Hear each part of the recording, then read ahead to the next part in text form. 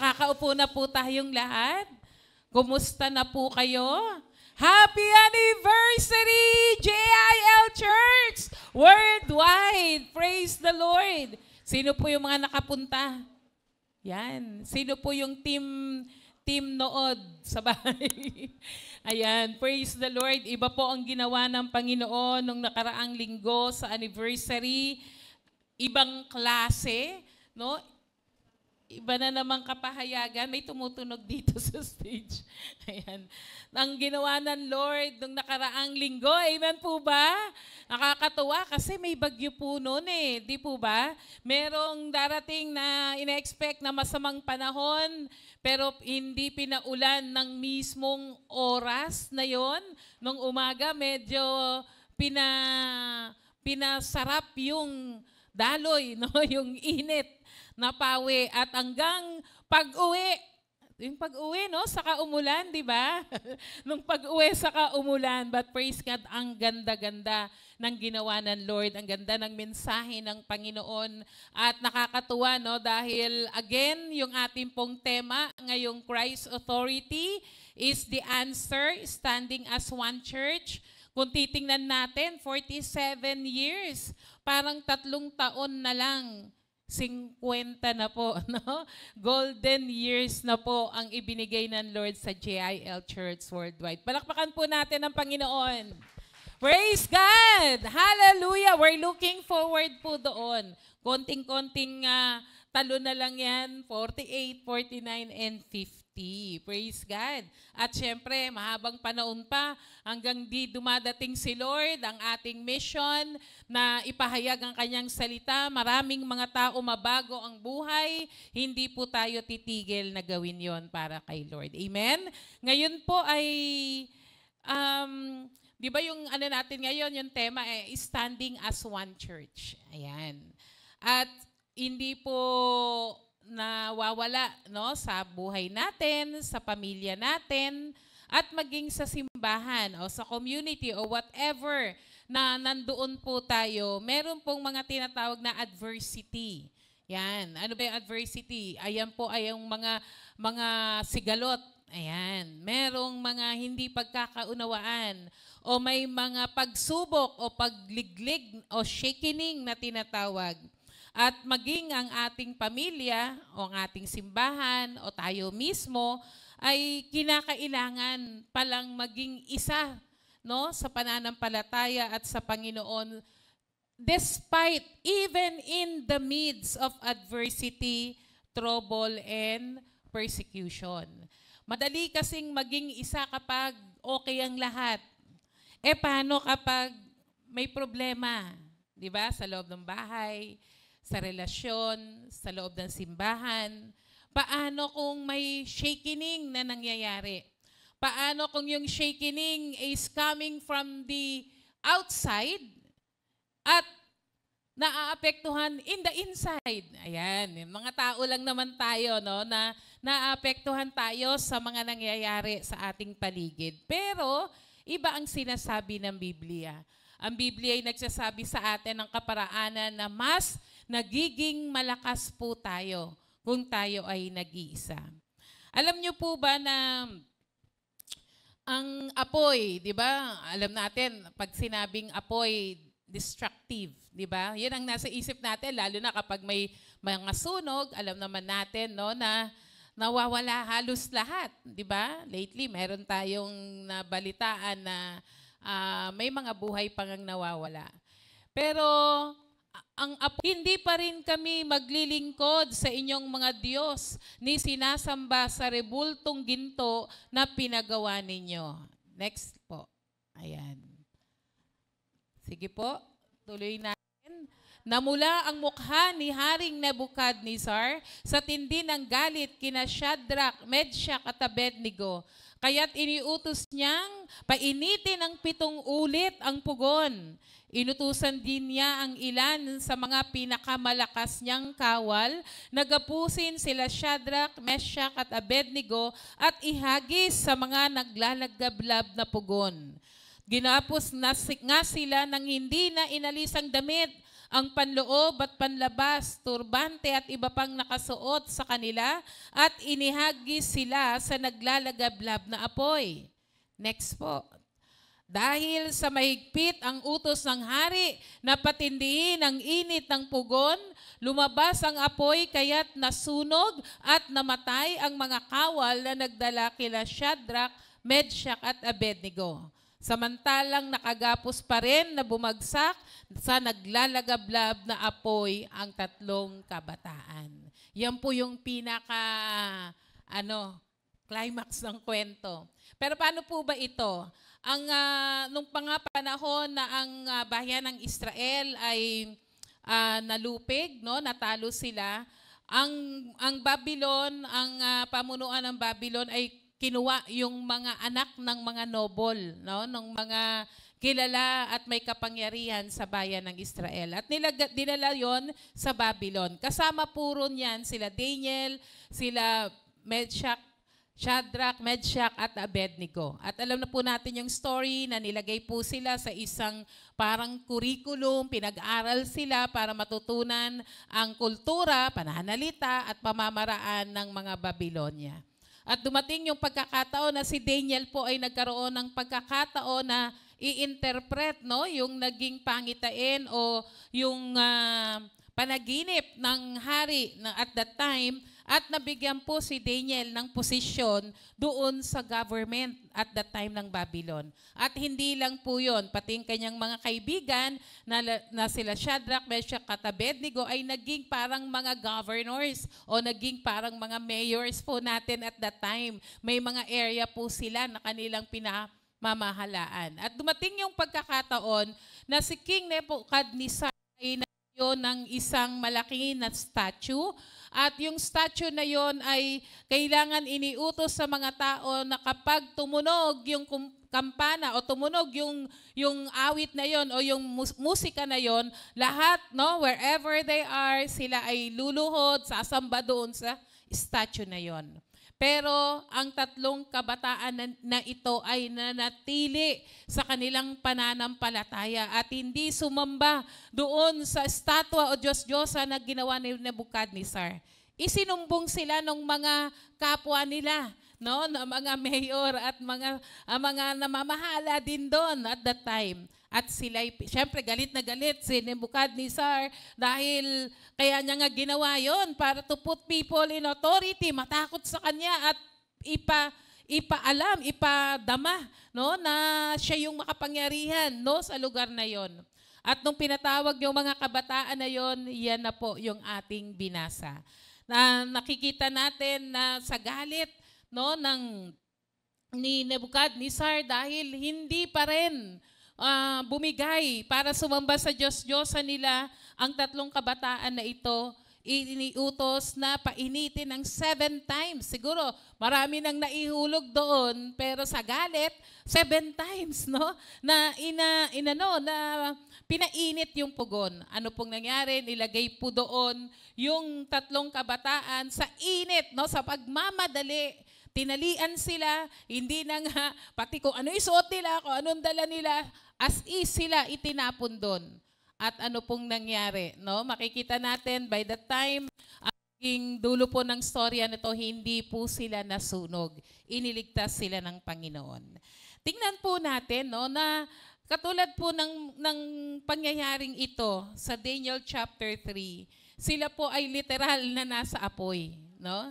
Literal na dumaan, no, naglakad, no, doon sa naglalagablab na apoy. Sa panahon po natin ngayon ay dalhin po natin to sa kahalintulad ng literal na apoy na yon, sa mga pagsubok, sa mga pagyanig, sa mga shakenings, sa mga adversity, sa mga sigalot, no, mga troubles and persecution na dinadaanan po natin ng ating pamilya, ng ating simbahan. Unang-una po, paano po sila tumayo, nanatili at nagtagumpay sa gitna ng apoy ng pagsubok ng kanilang buhay. Unang-una, they are united in conviction. Sabi po sa Daniel chapter 3 verse 16 na binasa po natin kanina, sinabi nila Shadrach, Meshach at Abednego, mahal na Haring Nebukadnezar, wala po kaming masasabi sa inyo tungkol sa bagay na ito. Sabi diyan, no, we do not need to defend ourselves before you in this matter. Sabi po diyan, no, conviction is where unity begins. Number 1 na po sa next slide. Conviction is where unity begins. You can't stand together unless you believe together. Kung titingnan po natin doon sa sagot nila Shadrach, Meshach at Abednego, iniharap po muna sila sa hari.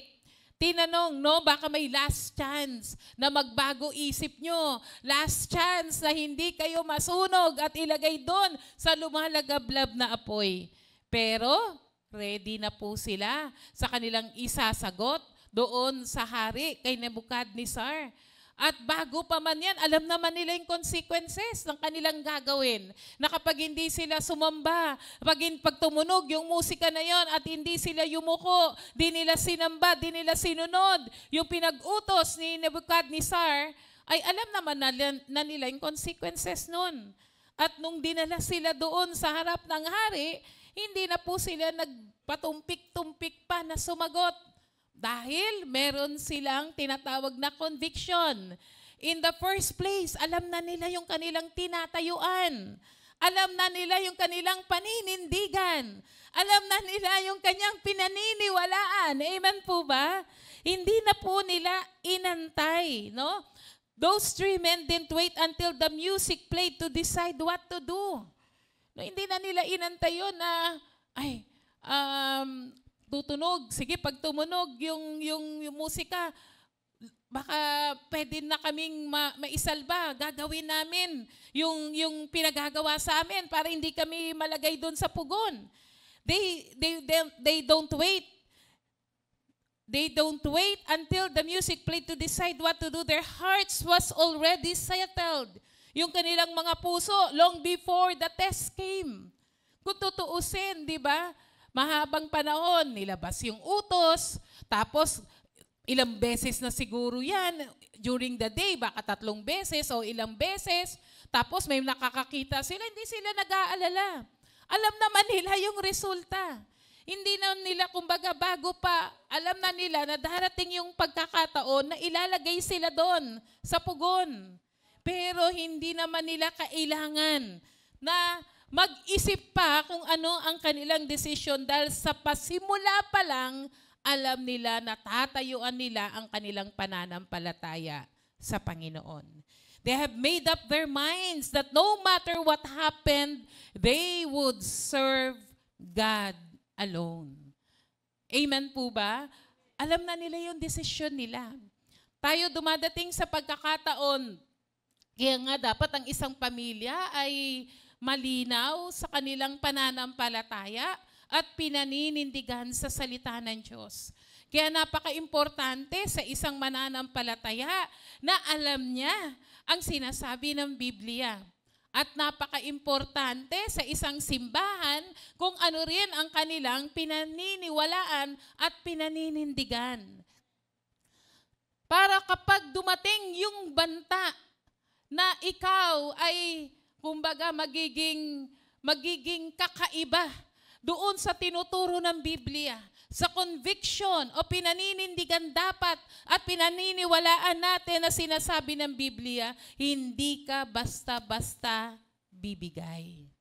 Amen? Hindi ka kahit sa isang pamilya, di ba? Kapag alam mo, yung paniniwala mo sa pamilya mo, sa tao, maaring sa asawa mo, sa anak mo, or sino man in the members of your family. Of course, may mga times na medyo bumibigay sila. May mga times, alam natin kung ano ang kanilang paniniwala. Alam din natin na maaring tapat talaga sila sa Panginoon. Alam natin na talagang sila ay matibay sa Diyos. Hindi naman nawawala na may mga pagkakataong nagkakasala tayo. Pero tayo mismo sa pamilya natin, kilala natin ang bawat isa. Amen? Kaya kapag may mga dumating na paratang, Pag may mga dumating na mga bintang, hindi ka basta-basta maniniwala. Bakit? Kasi kilala mo ang pamilya mo. Amen? Pero hindi ko po sinasabing alam mo namang mali, alam mo namang hindi, alam mo namang may, yung kapasidad niya na gumawa ng kasamaan, hindi naman nangangahulugan na kakampihan mo yung mali. Pero naroroon ka para maging kalakasan ng pamilya mo kahit sa panahon ng kanyang pag-amin, pagre-repent at paglapit sa Panginoon. Amen? Amen po ba? Kasi pamilya eh. Hindi po ba? Hindi mo yan itataboy. Lalo na sa panahon na siya'y sirang-sira. Sa mga panahon siya'y walang ibang pupuntahan.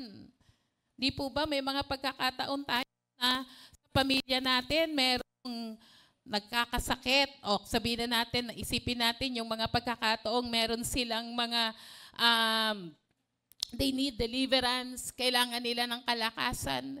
Hindi dahil kasiraan sa ating pamilya, sinisipa na natin. Di po ba? Sino, kung hindi sila mamahalin ng kanilang pamilya at pagtsatsaga ang lumapit sa Panginoon, sino ang magtsatsaga sa kanila? Andyan po ba kayo? Kaya napaka-importante po na bakit ko ba ginagawa ito? Ano ba ang sinasabi ng Biblia? Ano ba dapat maging kami? Na ang isang pamilya ay buo, ang isang pamilya ay nagpapatawad, nagpapatawaran, no? Dapat daw maging mabilis tayo magpatawad. Hindi maging mabilis mapanghusga sa mga tao. Amen po ba? Maaring hindi ganon kadali, pero ang sinasabi ng Biblia, magiging matibay ang pamilya kung alam ng bawat isa ang kanilang pinaninindigan. Amen? Conviction isn't just a strong opinion.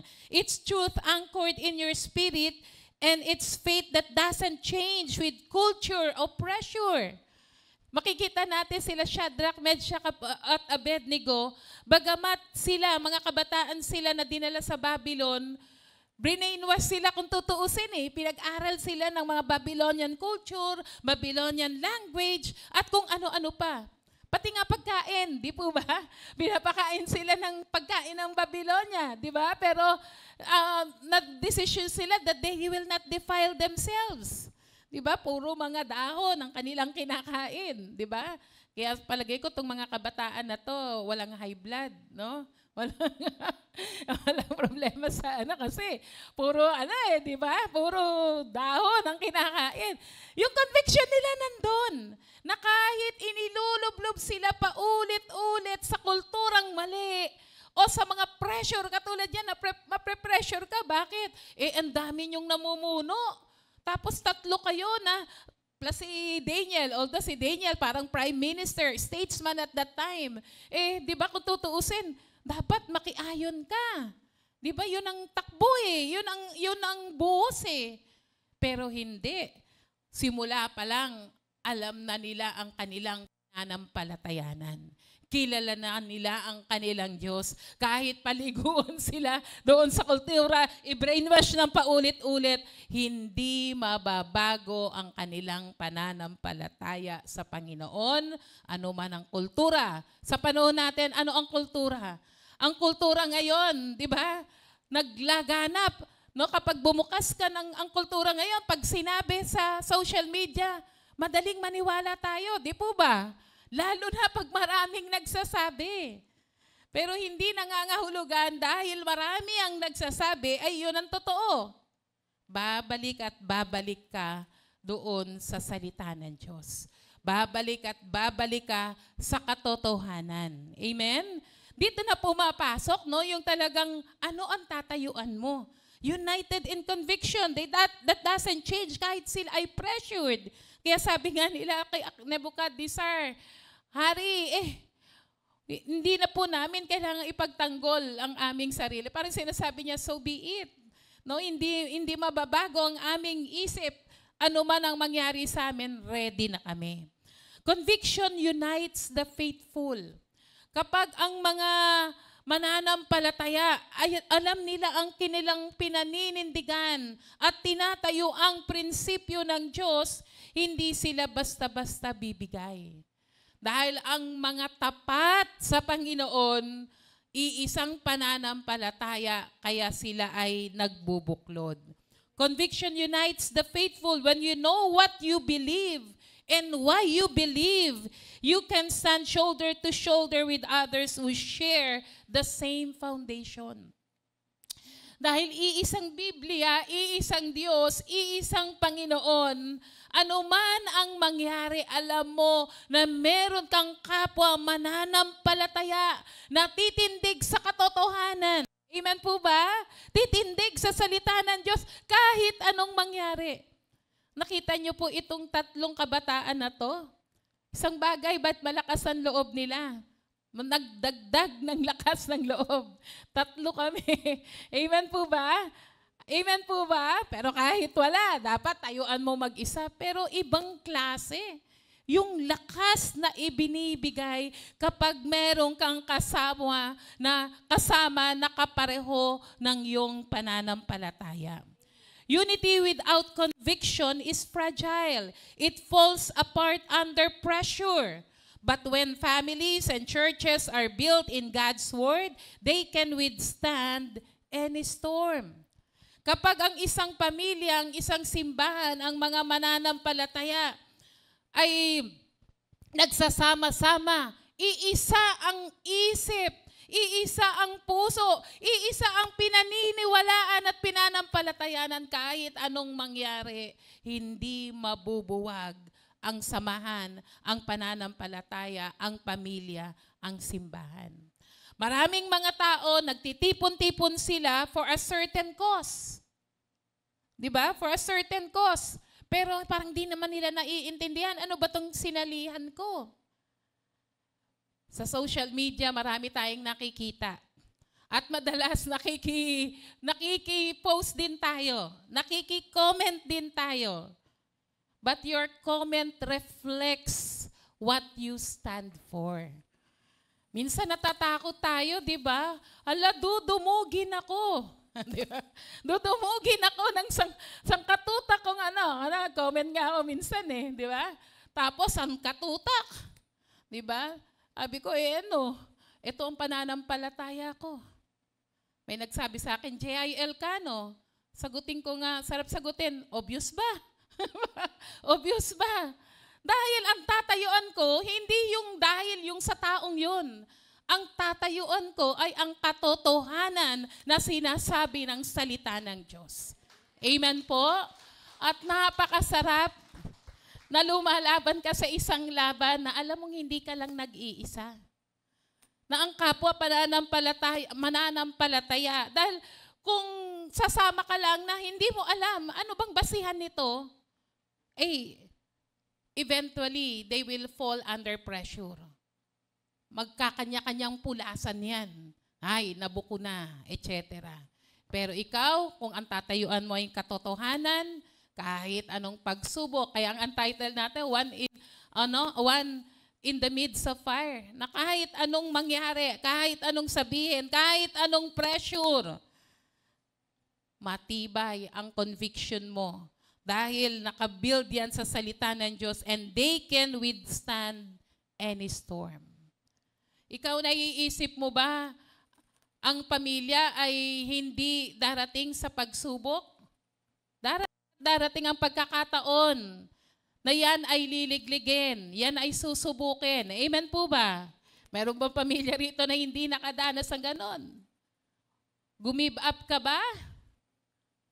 Tumigil ka ba? Bakit hindi ka tumigil? Bakit nanatili ka? Dahil may pangako ang Diyos na ang nais ng Panginoon, ang pamilya ay siya ang maging ulo at ang pamilya ay magmahalan at maging isa sa pananampalataya. Ganon din po sa simbahan. Kapag may pagliliglig, pag may mga shakening, magpupulasan ba tayo ng takbo? O tayo ay mananatili at paninindigan natin ang sinasabi ng salita ng Diyos? Si Joshua, when he declared, ano po sabi ni Joshua sa Joshua 24:15? As for me and my house, we will serve the Lord. Yan ang masarap sabihin, no? Maglilingkod pa ba ako sa Lord? Kaming pamilya, mananatili ba kami sa Panginoon? May problema sa church ngayon. May problema ang worldwide. Ayoko na dyan. Nakakaladkad ang pangalan ng simbahan. Nakakaladkad ang pangalan ng Panginoon. Talagang pag may adversity, talagang pag may apoy, ang hirap manatili. Pero itong mga kabataan na to, iba ang conviction nila. They are united. They are stable in the fire. Bakit? Kasi sabi nila, ililigtas kami ni Lord. At kahit hindi kami iligtas, hindi namin problema yon. Mananatili kami dahil alam naming sasamahan kami ng Diyos. Amen? Kung matutupo ka sa apoy, kasama natin ang Diyos. Amen? Pero hindi hahayaan ng Panginoon. Amen? Palakpakan natin ang Panginoon. The same conviction hold families today. Di po ba? We are united in conviction. Alam ng mga anak mo, ng pamilya mo, ng asawa mo, or anyone in your family, kahit anong mangyari, isa tayo. Kahit anong mangyari, hindi tayo bibigay. Dadaan lang ang pagsubok sa pamilya natin. Amen po ba? Kasi kung hindi magiging ganun ang prinsipyo natin, anong pinag-iba ng mga Kristiyanong pamilya sa mga hindi Kristiyanong pamilya? May konting problema, naghihiwalay. O kahit matinding problema, although may mga chances na hinahayaang maghiwalay for a while dahil, syempre, kung may mga physical or verbal o kung anong abuse yan. Pero ang plano ng Diyos sa pamilya ay maging isa. Maging simbahan ay maging isa. Si Jesus, malapit na siyang mamatay sa krus ng Kalbaryo. Anong prayer niya sa Diyos Ama? Lord, I pray for the church that they may be one as we are one. Ganun yung prayer ng Lord, no? Alam niya kasi, di ba? Kakaiba ang simbahan, galing sa iba't ibang kultura, pamilya. But what makes us to stick together? Dahil iisang ating pananampalataya, iisang ating tagapagligtas. Amen po ba? Conviction brings stability in the fire. In a world that keeps changing in truth, conviction keeps you steady. When everyone else bowed down to Nebuchadnezzar, 3 Hebrews didn't bend. They weren't disrespectful, but they were determined. Alam na nila yung dulo. Hindi yung parang, di ba, parang naku, kaya natin ito. Kakayanin natin dahil kasama natin ang Panginoon. Amen? It's the same kind of conviction that made Daniel, no? Si Daniel, alam natin yan. Pinagbawal mag-pray for the next kung ilang araw na kahit kaninong Diyos.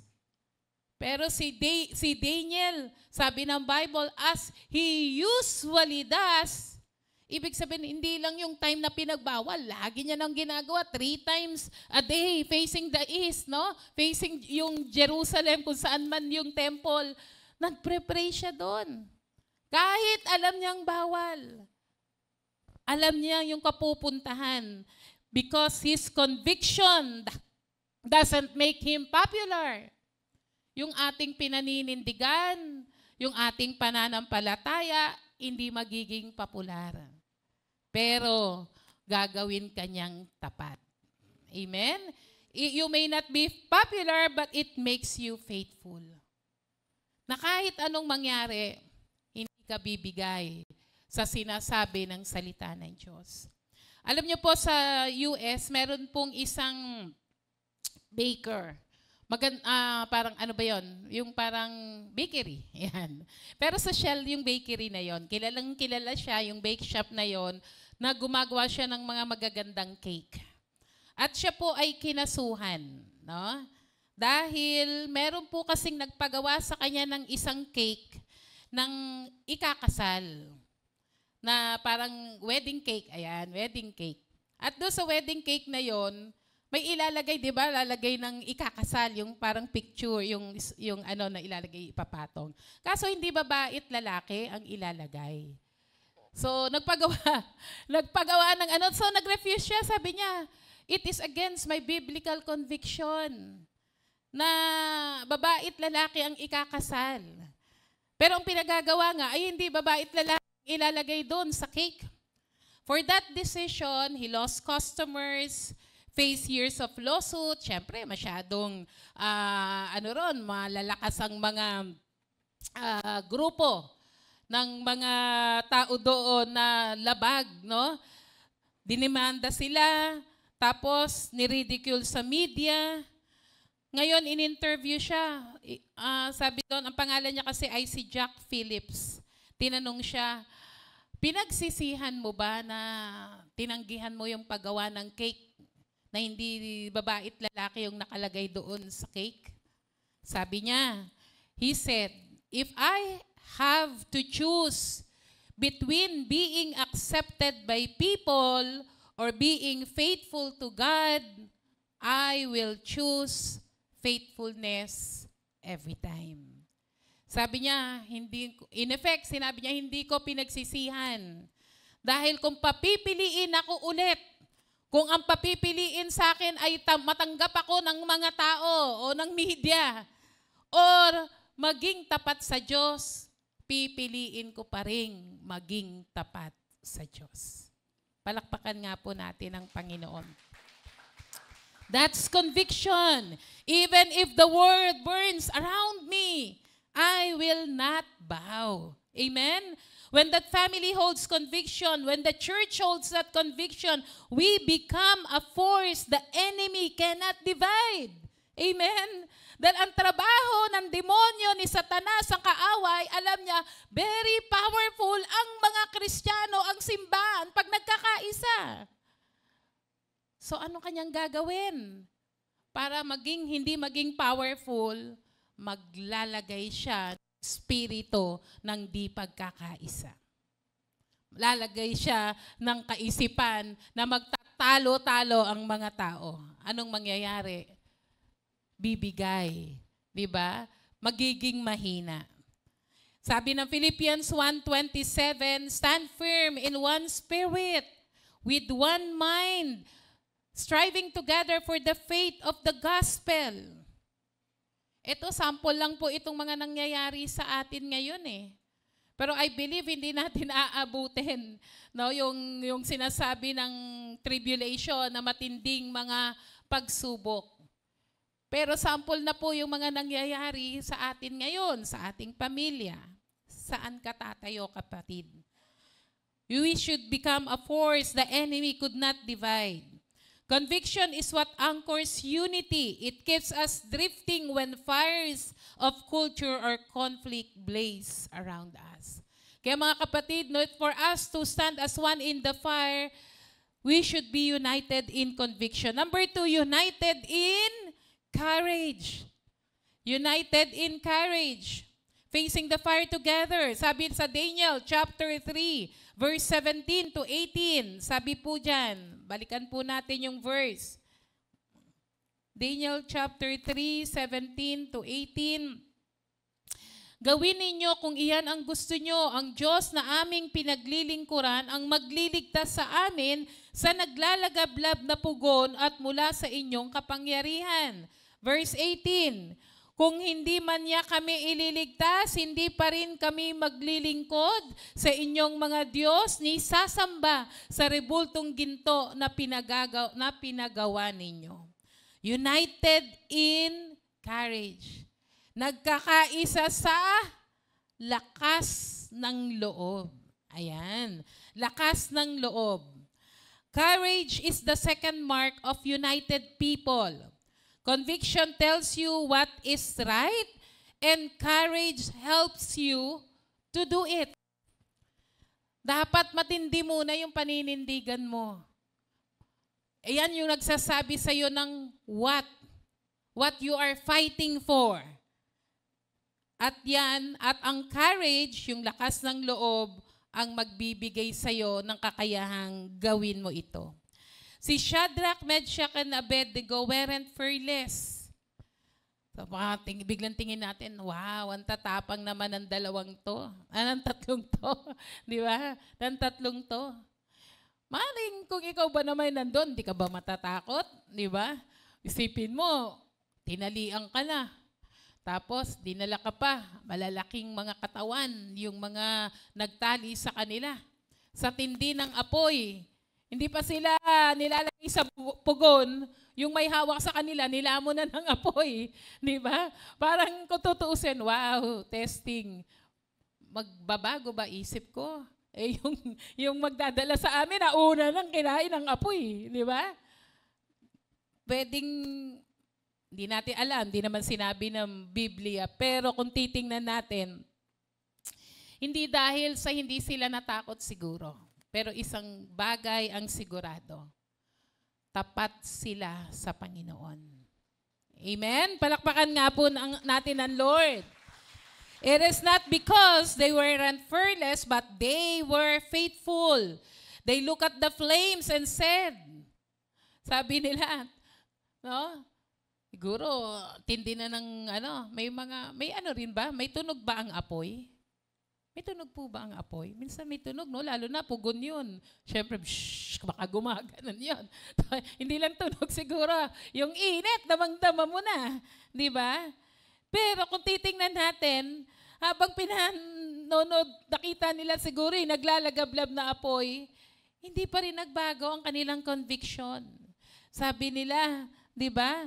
Kahit na, sa verse 18, gawin ninyo, kung yan ang gusto nyo, ang Diyos na aming pinaglilingkuran, ang magliligtas sa amin, sa naglalagablab na pugon mula sa inyong kapangyarihan. At kung hindi man niya kami iligtas, hindi pa rin kami maglilingkod sa inyong mga Diyos. Grabe yung conviction. At grabe yung lakas ng loob. Bakit? Kasi kilala nila yung kanilang Diyos. Whatever happens, nasa kamay ako ng aking Panginoon. Amen? Palakpakan nga po natin si Lord. Kailangan lang nating magtiwala. Sa ating pamilya, no, minsan dumarating sa point na talagang parang gusto mo na ring bumitaw. Parang gusto mo na ring, parang mas maganda wala ng pamilya. Di ba? Parang baka ganun ang iniisip natin. Sa church, parang ganun din. Parang naiisip mo, nako, ano ba yan dyan sa simbahan namin? Iba na pinag-uusapan. Punta na lang kaya ako sa ibang simbahan. Di ba? Baka dumadating yung, pero ang kailangan natin ay lakas ng loob. Panindigan ang katotohanan. Amen? Amen po? Kaya kung titingnan po natin, no, that even if God, no, sa mga panahon na parang akala natin walang ginagawa ang Diyos, magtiwala ka sa Panginoon. And that is courage. Courage is not the absence of fear, but the decision to stand firm despite fear. Ang lakas ng loob ay hindi raw nangangahulugang walang takot, kundi ito yung nangangahulugang nagdidesisyon kang manatili at tayuan ang salita ng Diyos sa kabila ng iyong takot. Amen po ba? Sino po ang mga may patotoo dito na ang kanilang pamilya almost parang mawawala na sana. Pero nanindigan sila sa Panginoon, naging malakas ang loob nila, na kahit anong mangyari, hindi kami bibitaw sa aming Diyos. Amen? Shadrach, Meshach, Abednego, makikita natin that courage multiplies in unity. Courage is contagious. When one believer stands, it strengthens another. Dito na po talaga darating yung pagkakataon, kailangan natin palakasin ang bawat isa. Nakakita ka po ng isang tumatakbo sa isang takbuhin. Pagkatapos huminto siya. Kagrupo ka niya.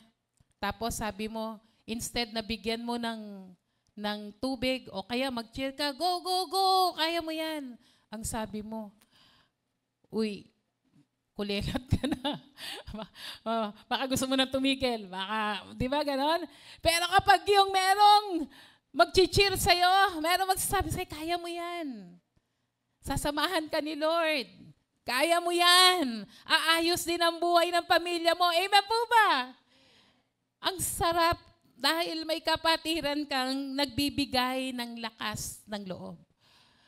Alam niyo po ba, minsan kasi nakakarinig lang tayo ng testimony kapag yung answered prayer na, no? Yung bibihira tayong makarinig ng testimony na nagkikwento siya dahil nasa gitna siya ng problema. Yung pamilya niya dumaranas ng ganito. Pero despite of that, wala pa doon sa punto na ayos ha.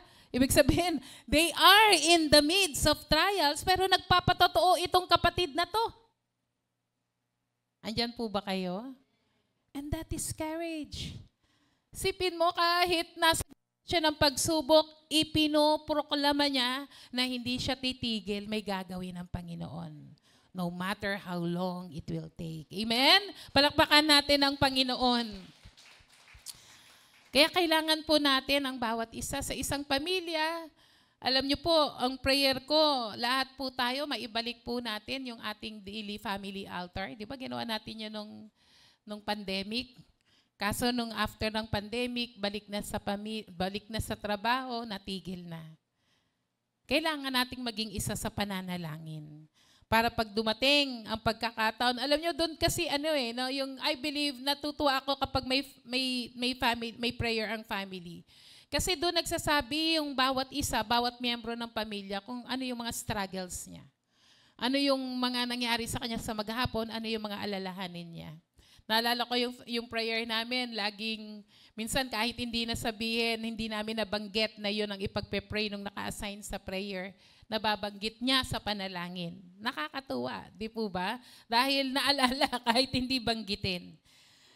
When a father prays in faith, the family hope rises. When one member of the church chooses to trust God in difficulty, others are encouraged to do the same. Amen? Kapag may nagkwento na may problema siya at nanatili siya sa Panginoon, yun din ang gagawin mo. Ma-encourage ka. Ano po sabi na Ecclesiastes 4 verse 12? Though one may be overpowered, basa po, two can defend themselves. A cord of 3 strands is not quickly broken. Talagang ganon. May pagkakataon na yung isa'y nangihina, na overpowered. Pero pag may dalawa ka pang kasama o marami, may magdidepensa sa iyo. Amen po ba? No, naalala ko yung palabas na sumugod sila sa bahay ng kanilang kapitbahay. Tapos tinawag, si Bruno. Lumabas si Bruno. Maliit lang pala. Ay, asan na si Bruno? Ay, nakita. Andiyan na pala sa harap, di nila napansin, maliit lang lang pala. Tapos, lakas-lakas ang loob nila. Kasi kayang-kaya nila. Maya-maya, dumating yung 2 kuya. Gahigante. Biglang pulasan sila ng alis. Alam nyo, sa buhay po natin, kahit tayo na yung pinakamahina, tandaan po natin, may mga kapatid tayo na magtatanggol sa atin, magiging kalakasan natin. Tatawag, sis, kumusta ka na? I want to pray for you. Sis, meron ka bang kailangan? How can I be of help? Amen po ba? Pag may mga ganun tayo sa pamilya, sa simbahan, ang sarap.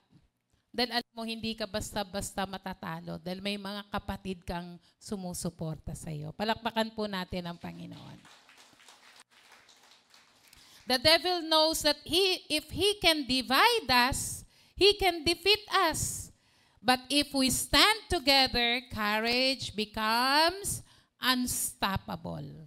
Alam niya Kaya pag wawatakin, i-disunite, pagkatapos mawawala ng lakas ng loob. Huwag nating bigyan ng pagkakataong magtagumpay ang kaaway. Sa pamilya mo, sa loob ng ating simbahan. Let us stand together at doon makakakuha po tayo ng lakas ng loob. Naalala niyo po yung kwento ni Esther?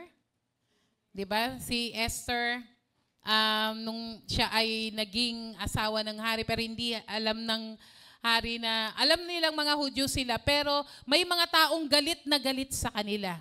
At hanggang gumawa ng kaparaanan yung mga kaaway nila na para lipulin, no, yung kanyang lahi. Ano po si Esther, syempre, bagamat siya ay queen, hindi siya pwedeng basta-basta haharap sa hari. Kailangan may appointment pa rin. Kailangan kunin yung audience mo, di po ba? Audience ng hari. Queen Esther faced her own fiery trial. Her people were under threat and to speak up could cost her life.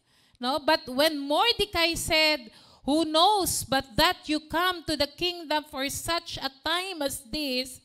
And she responded with courage, "I will go to the king. If I perish, I perish." Kung tutuusin, madali kay Esther talikuran ang kanyang lahi. Di po ba? Queen na ako Di ba? Anong pakialam ko dyan sa kanila? Pero hindi. Sabi ng kanyang tiyuhe, no, si Mordecai, hindi mo ba alam na baka kakaya nilagay ng Diyos dyan ay para sa mga panahong katulad nito. At si Esther, hindi po siya basta mag-isa. Sinabihan niya ang kanyang mga kalahi, mag-fasting tayo, mag-pray tayo. At kapag pinuntahan ko, nag-request ako ng audience sa hari, ay pakinggan ako. They worked together. They prayed together. She didn't go alone. She called her people to fast and pray, and her courage was sustained by their unity. Bakit po lumakas ang loob ni Esther? Kaya nga sabi niya, if I perish, I perish. No? Sabi niya, kung mawawala ako, kung mamamatay ako, o kung parurusahan ako, so be it. Pero tatayuan ko ang aking pamilya. Tatayuan ko ang aking lahi. Amen? No? Ay alam naman natin, hindi pwedeng ma-perish ang bayan ng Diyos. Di po ba? Her courage is by their unity. Nakiisa ang buong lahi niya, nag-fasting, nag-pray, tumawag kay Yahweh. Ay, ang lakas ng loob niya na gawin ang pinagagawa sa kanya ng Panginoon. And because they stood together, God turned judgment into deliverance. Ano pong nangyari? Nabaliktad. Di po ba? Yung guillotine na ginawa, no? Para kay Mordecai ay napunta doon, no? Ang gumawa noon, ang binigti doon. Kaya makikita natin, no, kung paano ang Diyos ay binibigyan tayo ng katagumpayan sa mga panahon na may mga taong umuusig, mga taong gumagawa ng kasamaan, hindi tayo kayang pabayaan ng Panginoon. Sa China po, no, may marami tayong mga Christian brothers and sisters doon na hanggang may mga pagkakataong pag ini-intensify, no, na yung persecution sa China, po, no, they are secretly in their homes, in their basement. At meron pong isang church pastor ng isang underground church sa Henan province sa China ay nagpatotoo sa Open Doors International. Sabi niya, alam niyo po, ang kinakatakot namin ay hindi yung kami ang makulong. Ang kinakatakot po namin ay yung magkawatak-watak kami. Amen? Dahil alam nila ang nanggagaling ang lakas ng loob nila kapag sama-samang tinatayuan ang salita ng Diyos. Palakpakan po natin ang Panginoon. Praise God. Courage turns fire into testimony. Ano pong nangyari? Nung itinapon po si Shadrach, Meshach, and Abednego, kapatingin yung hari sa pugon.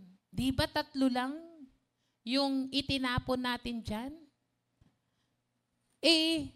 Ang nakikita ko, 4 yung naglalakad. Ano pong napansin doon? Hindi na po sila nakatali. Naglalakad na sila. At hindi lang sila 3. Ano po sabi ni Haring Nebukadnezar? Yung isa kamukha ng anak ng Diyos. Palakpakan nga po natin ang Panginoon. Kaya ano pong nangyari? Di ba? Hindi sila, kinuha sila doon sa pugon. Nung kinuha sila sa pugon, kung ano yung suot nila, nung tinatanong ko nga, bakit ba specifically binanggit pa ng Bible kung ano yung suot nila? Nakaturban pa, nakasatraps pa, kung ano yung mga damit, hanggang paa, nakadescribe. Yun pala, para paglabas nila, para patunayan ni gahibla ng kanilang buhok at ging ang kanilang mga suot. Hindi man, kahit ang kanilang amoy, hindi sila nangamoy apoy. At hindi natupok anuman sa kanilang gamit, anuman sa kanilang buhok, sila mismo ay sinamahan ng Panginoon. Palakpakan po natin si Lord. Praise God. Kaya, ano po sabi ni Haring Nebuchadnezzar? Praise be to the God of Shadrach, Meshach, and Abednego. No? Siya mismo, yung hari, ang nagsabi na purihin, no? Sabi diyan, sabi sa verse 26, lumapit si Haring Nebuchadnezzar sa may bunganga ng pugon. Sinabi niya, lumabas kayo riyan. Halika kayo, Shadrach, Meshach at Abednego, mga lingkod ng kataas-taasang Diyos. Ano pong nangyari dito?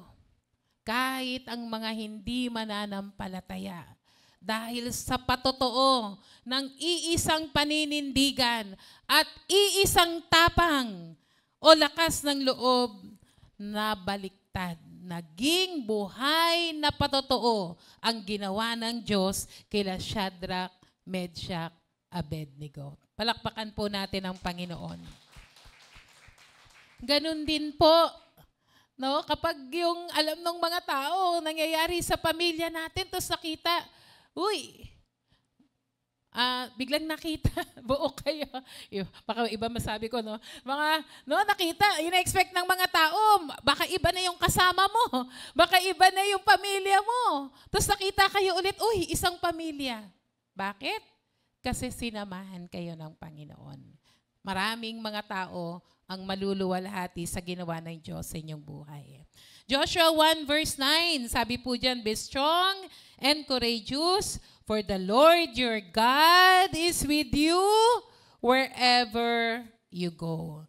Kahit saan po tayo naroroon, sa ilalim man ng dagat, sa panahon ng mga bagyo ng ating buhay, hindi tayo iiwan ng Diyos. Palakpakan nga po natin muli ang Lord.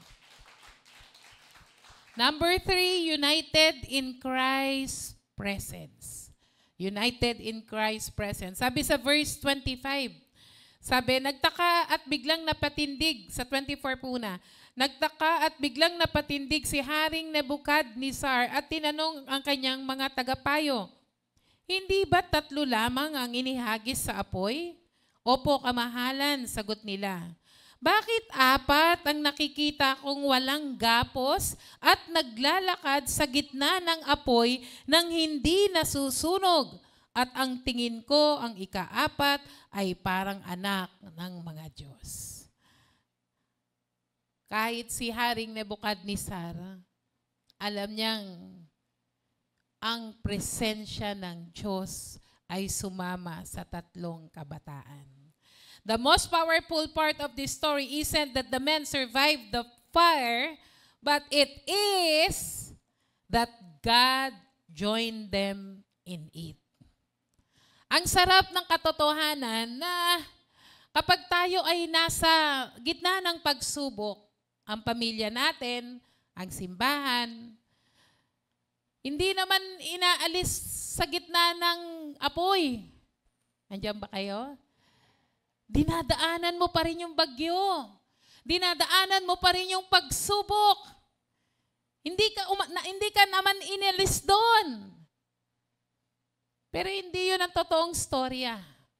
Ang totoong istorya na kahit nasa gitna ka ng apoy, nasa gitna ng bagyo ng iyong buhay, ang pinakabida, hindi ka man naalis doon, ang totoo, sinamahan ka ng Panginoong Yesus.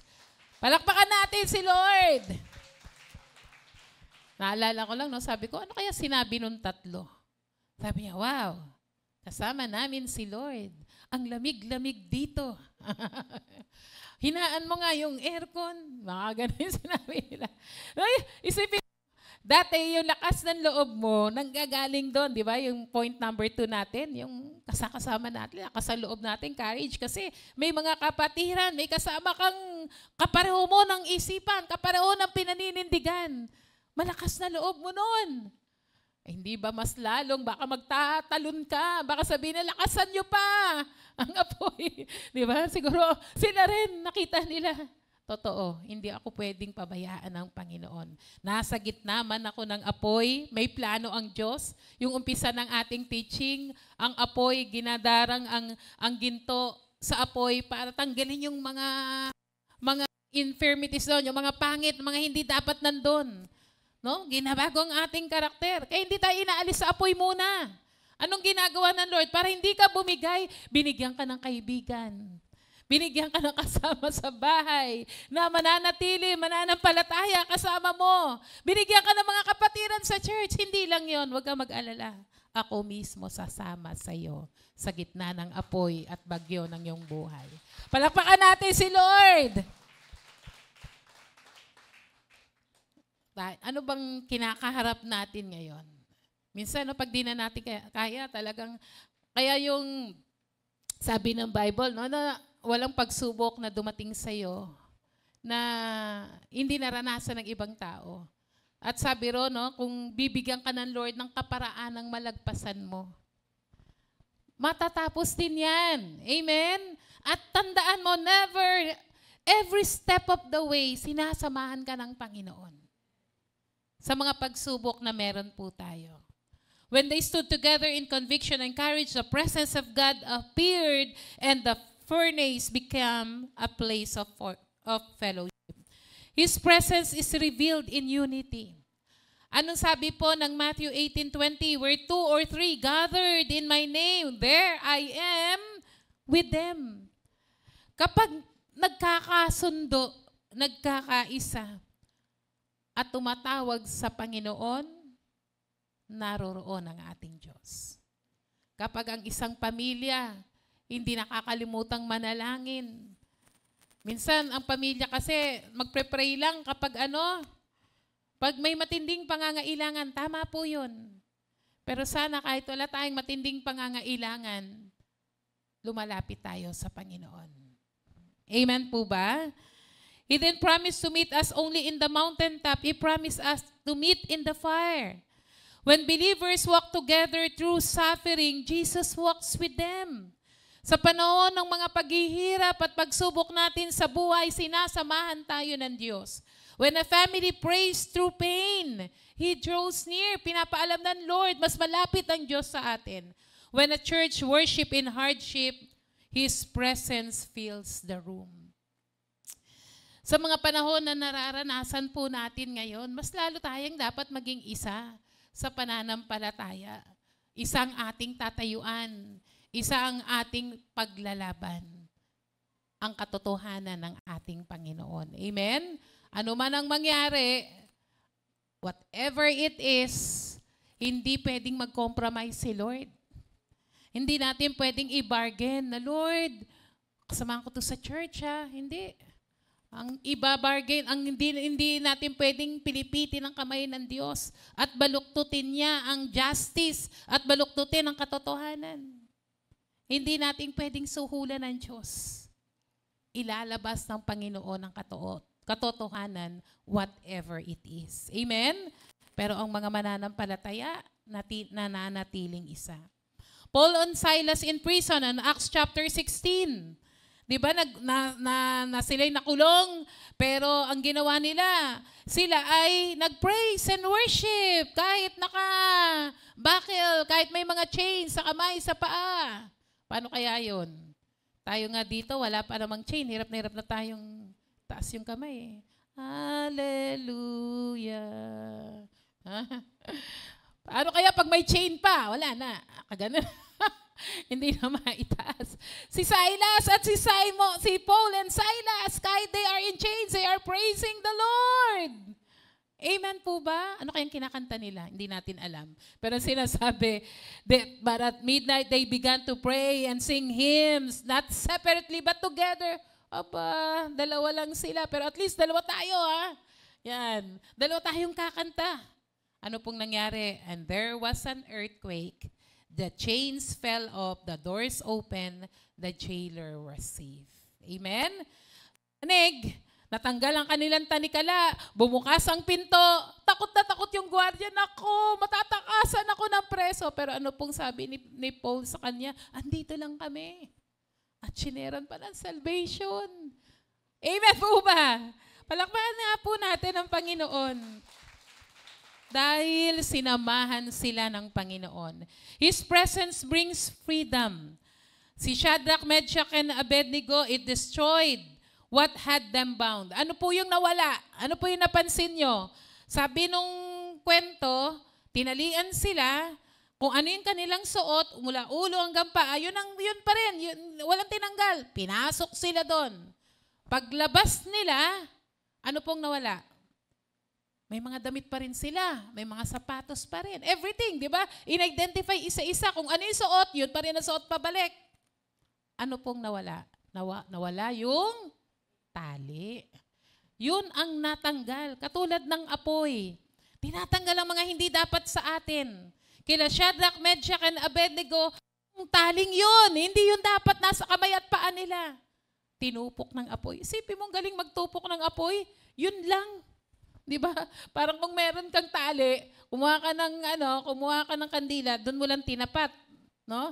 Doon mo lang tinapat sa tali para matunaw. Grabe, nakaka-amaze si Lord. Na-amaze mo ba kayo?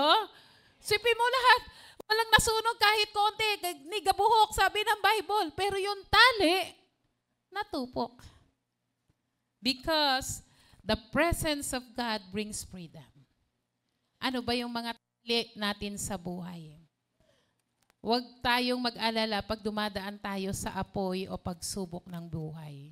Inaalis lang ng Lord yung mga hindi tama, hindi dapat nakakabit sa atin. Amen? Amen po ba?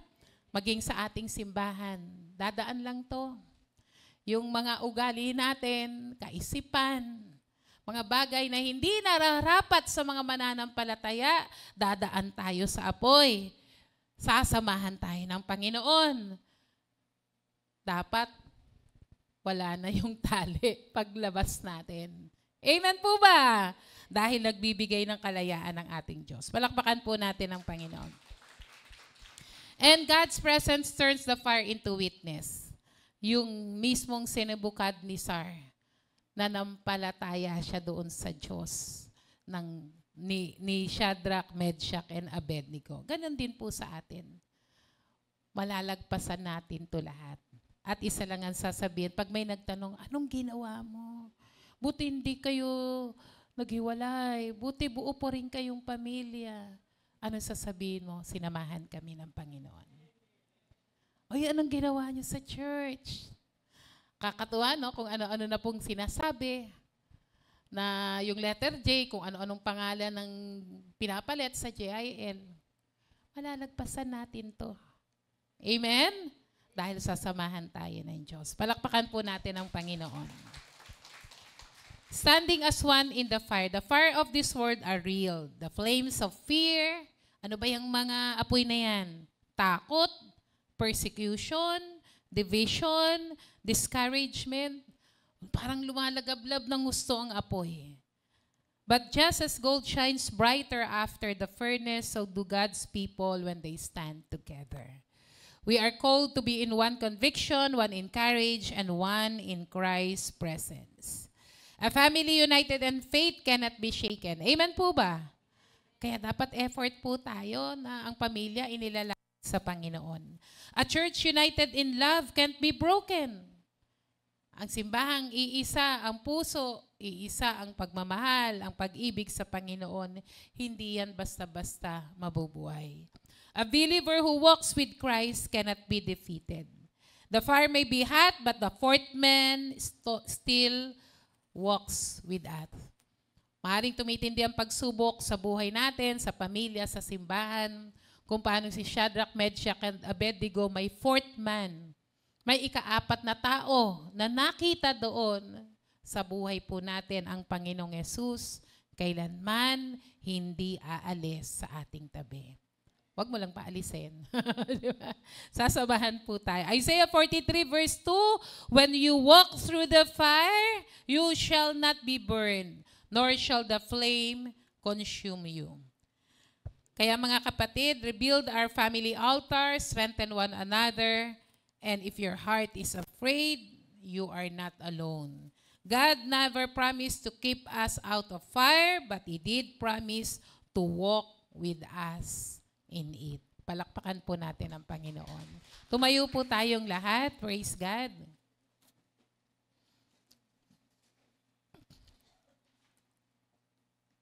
Kapatid, sa panahon na to, maraming nakakaapekto sa ating relasyon, sa ating pananampalataya, sa ating simbahan. Alam kong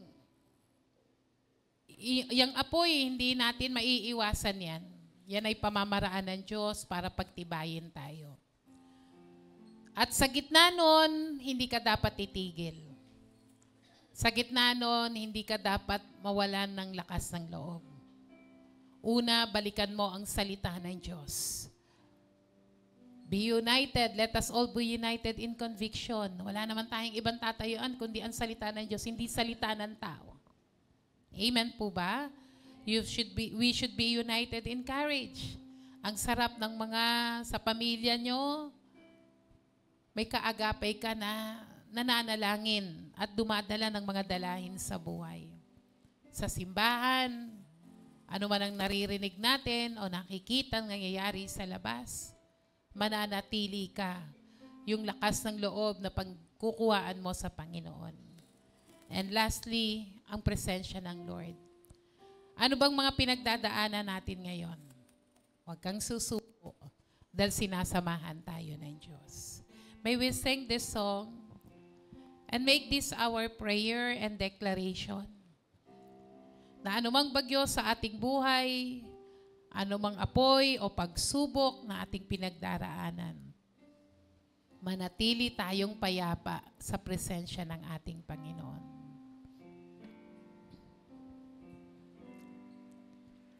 Ikaw lamang, Panginoon,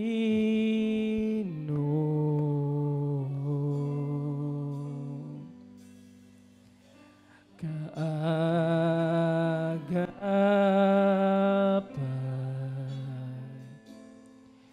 saan man naroon, suliranin man ay dumating.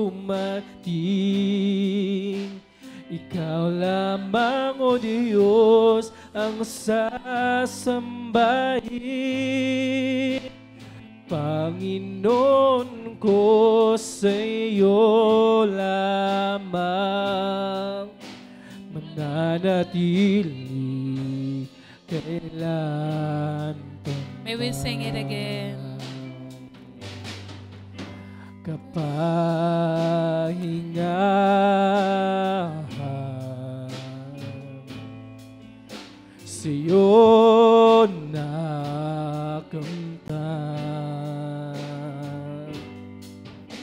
kapangyarihan, ikaw ang pinagmulan,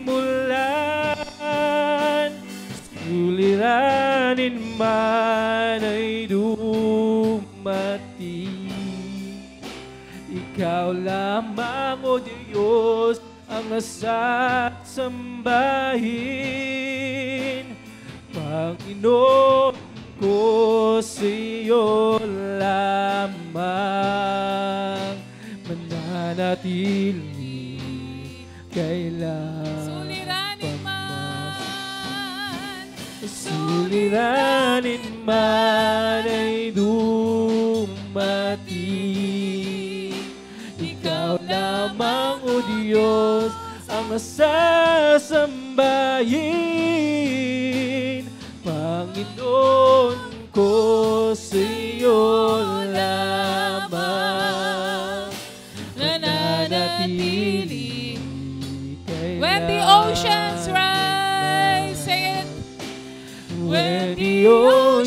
rise and thunders roar. I will soar with you above the storm. Father, you are king over the flood. And I will be still for you. For the last time, sing it softly.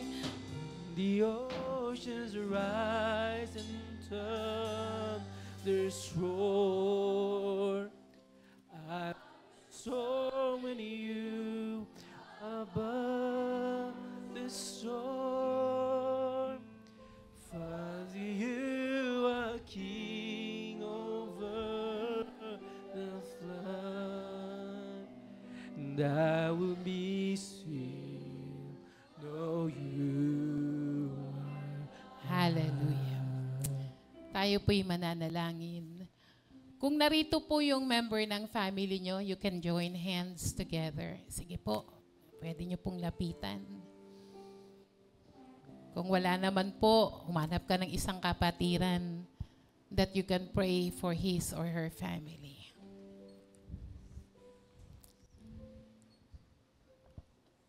Panginoon, kami lumalapit bilang isang pamilya.